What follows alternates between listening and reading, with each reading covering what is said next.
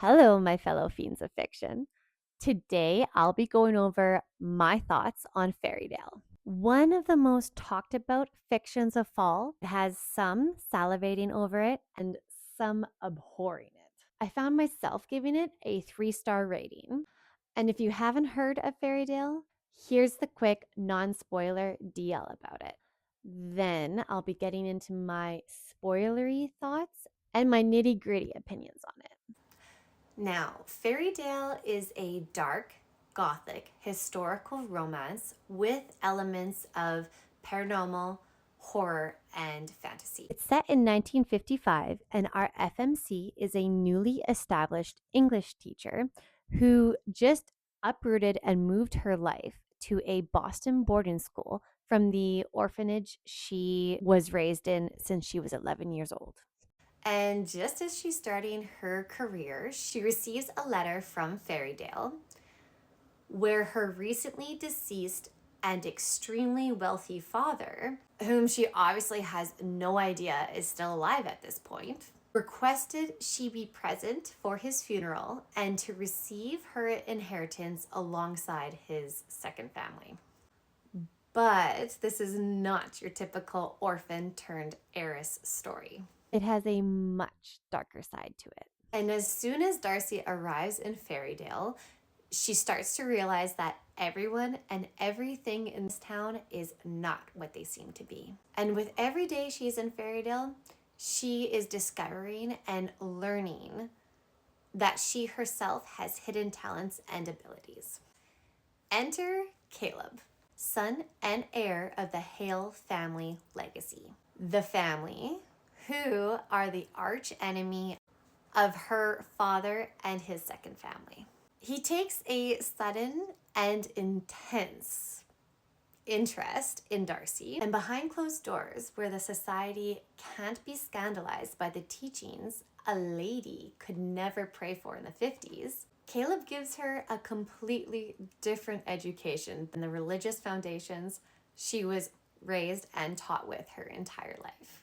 Now, Caleb captures her attention during the day, but when she dreams at night, another man, Amon Daratan, holds her undivided attention. Torn between the horrific events that take place in Fairydale, discovering who she really is, and the love triangle she finds herself entangled in, Darcy at times has to question her own sanity or the very nature of the town she finds herself unable to leave.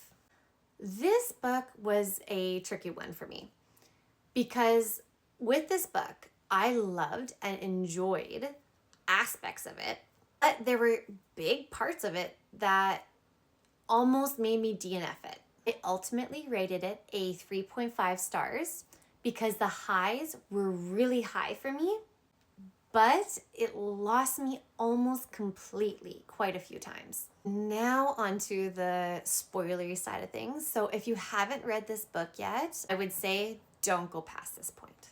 Okay, so going into Fairydale, I was really intrigued by the genre and the vibes that this book was giving me. An orphan to heiress story set in a place called Fairydale with paranormal, horror, and fantasy elements. Sign me up. And it did pull me in with the oddness of Fairydale and the undercurrent of evil in the people Darcy found herself needing to interact with in order to receive her wealth. And it captured me right up until Darcy and Caleb's possibly non-consensual, but did it happen scene. I had an extremely hard time grappling with the fact that our main love interest at the time, Caleb, could have but couldn't have maybe done this to her. And it put me off Caleb all the way up until we realized that Caleb wasn't really Caleb. And when we discovered that that for sure didn't happen. So there were quite a few things that gave me the ick in this book. And first and foremost, Caleb. Everything about Caleb. I felt like I was being love bombed and also coerced into thinking that this guy ultimately had Darcy's best interest at heart. Her dreams with Amon were what kept me reading, knowing that there was this possible past life soulmate that would unalive anyone who laid a finger on her. And I kept reading, thinking there was going to be a reckoning between Amon and Caleb, which leads me to my second ick, where the author just kind of like mashed Amon and Caleb together. I felt like the mashing was just super clunky.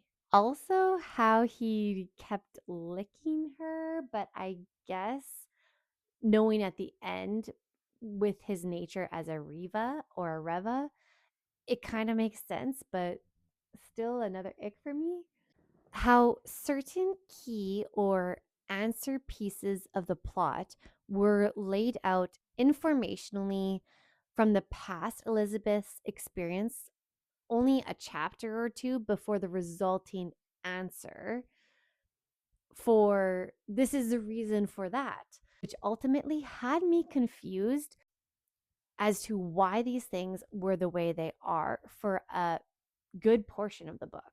And lastly, words and phrases that had no business being used for that set time period of their life, they were being used in.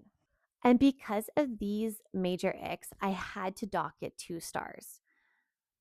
But for the high highs it gave me and for the parts I was entranced with, it did get a solid 3 stars from me, despite these major icks. Also, in knowing that this was one of her earlier books that she had written and that she has written many more stories since, I would very much love to read one of her more recent books, as she has to have become a more developed author since then. And I think she has probably written something in her more recent works that I could become toxically addicted to. If anyone out there has read any of her more recent books and would recommend, I am all ears as to which one I should read next. Thanks, guys.